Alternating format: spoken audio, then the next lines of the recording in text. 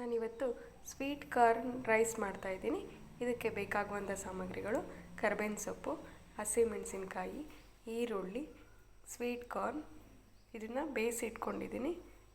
ಸ್ವಲ್ಪ ಖಾರದ ಪುಡಿ, ಧನಿಯಾ ಪುಡಿ, ಗರಂ ಮಸಾಲ ಹಾಗೂ ಕಸೂರಿ ಮೇಥಿ.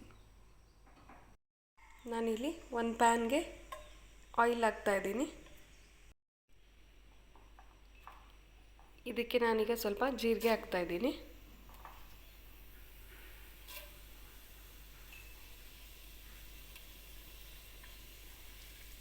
ನಂತರ ಇದಕ್ಕೆ ಹಸಿಮೆಣಸಿಕಾಯಿ ಮತ್ತು ಕರಿಬೇವಿನ ಸೊಪ್ಪು ಹಾಕ್ತಾಯಿದ್ದೀನಿ.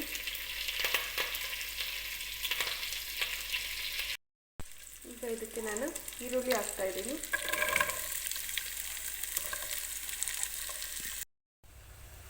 ಈಗ ನಾನು ಇದಕ್ಕೆ ಈರುಳ್ಳಿ ಫ್ರೈ ಆಗಿದೆ. ಸೊ ಇದಕ್ಕೆ ನಾನು ಖಾರದ ಪುಡಿ, ಧನಿಯಾ ಪುಡಿ, ಗರಂ ಮಸಾಲ ಮತ್ತು ಕಸೂರಿ ಮೇಥಿನ ಹಾಕ್ತಾಯಿದ್ದೀನಿ. ಇದನ್ನು ಚೆನ್ನಾಗಿ ಮಿಕ್ಸ್ ಮಾಡಬೇಕು. ಈಗ ಕೊನೆಯದಾಗಿ ನಾನು ಕಾರ್ನ ಬೇಯಿಸಿಟ್ಕೊಂಡಿದ್ನಲ್ಲ, ಸೊ ಅದನ್ನು ಹಾಕ್ತಾಯಿದ್ದೀನಿ.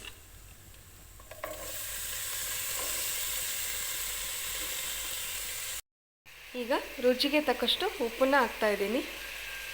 ಈಗ ಸ್ವೀಟ್ ಕಾರ್ನ್ ಮಸಾಲ ರೆಡಿ ಇದೆ. ಸೊ ಇದಕ್ಕೆ ನಾನೀಗ ರೈಸ್ನ ಮಿಕ್ಸ್ ಮಾಡ್ತೀನಿ.